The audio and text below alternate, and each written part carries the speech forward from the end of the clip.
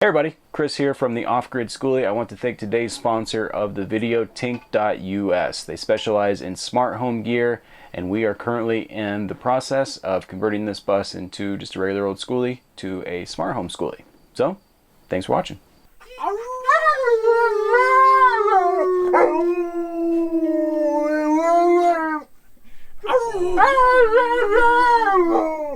Good boy. Good boy. Good owl, Kobe's. Good owl. So, Wes is back in the bus. What are you up to, man? A lot of life-changing things happening on my hands. I'm sure a lot of people will be asking where your videos are. They already are. They're like, hey, where you been? I need to do a video, of course. I'm always slacking on that end. Life, Me too. living life, man. Life happens out of YouTube. Definitely, for sure. All the time. So, what's planned for today? I guess we're gonna make this bus big pimpin'. we got all kinds of good stuff. I don't even know what this stuff is, but we're gonna figure it out. So what you have in your right hand, This one here. videos left, that's a Nest door system. So when somebody rings on that to, instead of knocking, they'll ring, and then I get a video of who they are and I can talk to them. It goes straight to the phone. What you have in your right hand is Hue's light system that I can control with my phone. I feel like we're on The Price is Right. That's right. I'm the best version of Van and White these people have ever seen. That's very true. So there's multiple colors. So if you look right there with the spectrum, 16 million colors. So you're able just to slide with your phone. This goes along with the Nest. Yep, so that is a door system to where just hit the code, whatever the code is set to, and then the door unlocks. It's a deadbolt. Okay. And then this guy. That controls everything. This is the hub. That's a Google Home. It's the master control device. Yep, so unlock the doors, turn off the lights, turn on the lights. Teleportation involved in that thing as well. Yes. So we're gonna get around this country a lot faster now. A lot quicker than 55 miles per hour. And this guy here. That is a Bluetooth soundbar that's hooked up to the Google Home as well and all the devices. What I'm thinking is mirroring this up here with another storage area with the Sonos, the soundbar implemented into that. So say if I'm sitting on the couch watching something on the iMac, the speakers will be right up there. Yeah, that'd be cool. And then, so we actually never even talked about this, so people on YouTube will get the first musings of how to pull this off. So with those lights, it actually goes into a typical 110 outlet. So they just plug in, but they only draw like 5 watts per. Okay. So what I was thinking is actually implementing the lights into the bottom of the uppers up here, maybe on one of those flexible outlets, you know what I'm talking about, where it's based in there and the 110 comes through and then you're able to angle it. Yep. 2 lights over here, 2 lights over here, and then with the lights that are already in there, basically either putting speakers in there or just covering up the wiring that's already in there, because I don't know which camp you are on, but some people say that type of wiring will eventually fray over time. So I was thinking about just bypassing those lights and just utilizing the Hue system with the Google Home for the lights. So I might have to pick up more of those lights at Home Depot or wherever, but what you can do per little outlet, you can section it off to different sections. So I can have a section for living room, section for kitchen, section for bathroom, back bedroom, and just from that you can just turn them on and off from there, and just deleting the lights that are already in there, and once I get to Arizona, just covering all that up and just have lighting on the sides. Right. You could. I don't know. I would leave these. Just extra lighting's nice, always.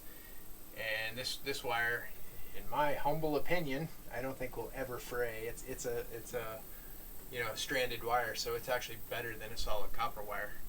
The thing that I've heard is the vibration on the actual coating over time will deteriorate. I don't know. You've got most of your wiring solidified in the insulation, so it's not going to vibrate much anywhere. I mean, that was my thoughts, but yeah, I don't know. I've seen this wiring in 1960s and 70s RVs, and it's still intact. So. Well, also another thing is if I do happen to do the metal ceiling, just the ease of just covering all it up instead of cutting it. Personal preference, for sure. Get rid of it if you don't want it. Leave it if you decide you want to keep it. Well, if it is, not necessarily if it's stainless, but if it's some sort of metal that has any reflection whatsoever, just angle the lights up and it'll refract down. Is kind of what I was thinking. It'll bounce up. Instead of cutting into the metal. What is the highest wattage on these lights you can go? Do you have any idea yet? I do not. They're all LED. Yeah, it's going to be there on the back. So you can control the brightness and the color. It says the PHue bridge, whatever that is only drawing 3 watts. Yeah, so the bridge, I think, is that little white puck in there. Yeah. And is then, that how you fine-tune the color or something? No, so that's what controls the lights, and that's what controls the sections of the lights. So that one bridge can manage 50 lights in total. So say whenever it comes down to setting those up, that in that bridge is where you put in living room, kitchen, bedroom, and then from there it'll just dictate what lights do what and what brightness. 10 watts is all those lights draw, apparently, and they go up to 800 lumens each. That's bright. You can get rid of those lights. Just added that whole part about me saying keeping those. Yeah, it'll totally brighten this place up. 800 lumens is a lot. Yeah. So yeah, just get that guy mounted up on there, whatever.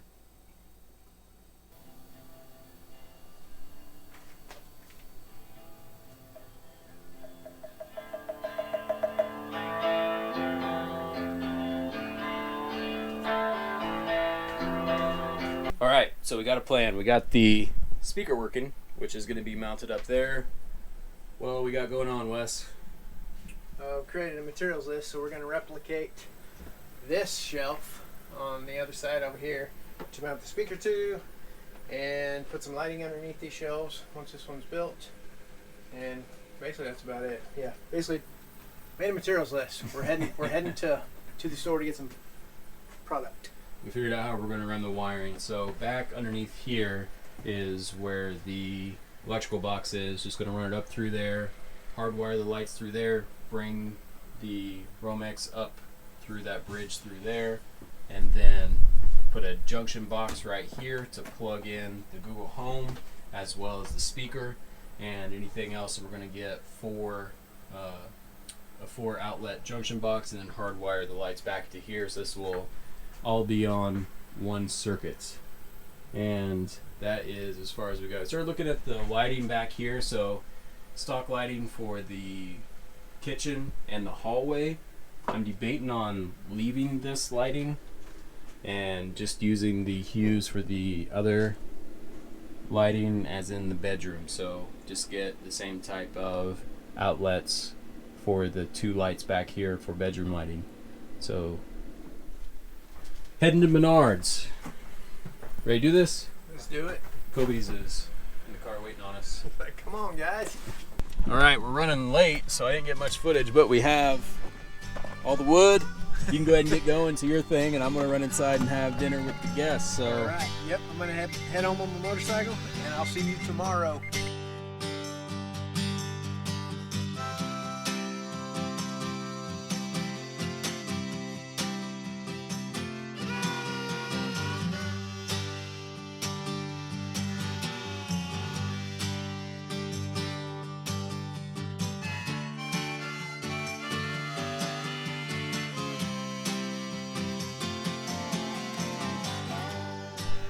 Hello everybody.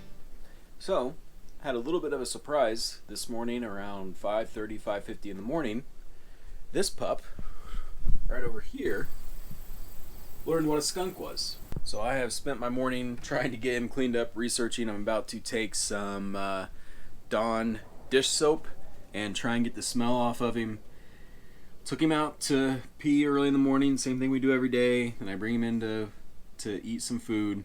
We were just going over to the little area where he always pees. He just took off running. I yelled at him within the amount of time for me to yell at him and then come back. He was like gagging, like low to the ground, tail between his legs, like rubbing his head on the ground. you know when you pass a skunk, these are people that don't know what a skunk actually smells like right when it happens. It is so much worse than what it's like on the road. I had no idea that was a real thing, that it smelled different from, you know, what you smell on the road. His smell is finally gotten to the point to what it's like on the side of the road. Like if a skunk gets not pulled over, but ran over. Before, like, I literally couldn't drink water. Like, it got in my nose trying to wash him, where when I drank water, it tasted like that smell. It was horrible. So I'm about to give him another bath, and Wes is going to get here, and we're going to start on the lights of the bus. So hopefully Kobach can sleep in the bus tonight. You've had a hard last couple weeks, haven't you, bud? Alright, getting to work today. First on the docket, running the Romex. So the lights are going to be ran by 110, like I said. Removed top plate of this particular shelf. It's removable, as I've mentioned before in the videos. Wanted to make sure that I had this run all the way through, even though a lot of these are not going to be used and they're currently not used. Just having the option to have 12 volt and the option throughout the entire bus to remove that and add more wiring. So I'm about to run to the outside here, grab that Romex. With these upper cabinets up here, there's a hole that is going directly to the breaker box. This wall has a 2x4 gap in there, so we made that in there in case we ever want to run anything new, unexpected, kind of like these light bulbs. This. So, gonna get that and then start wiring up the lights.